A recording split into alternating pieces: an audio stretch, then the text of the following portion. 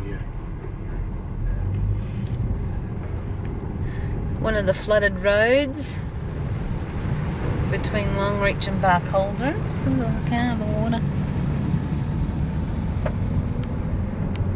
Get the video going back. I'm going to do a U-turn, and on the other side the train track is out. The train that runs to Longreach back to Brisbane, I think it is. Yep.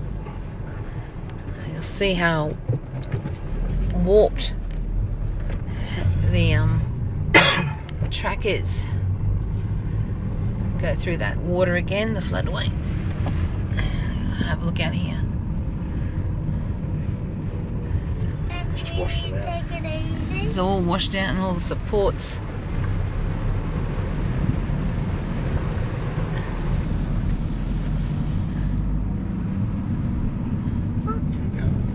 There we go. See that?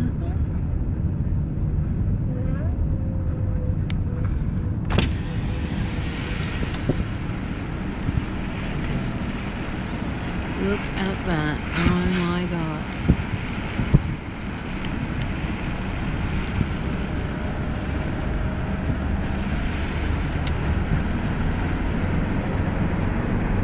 On the road again.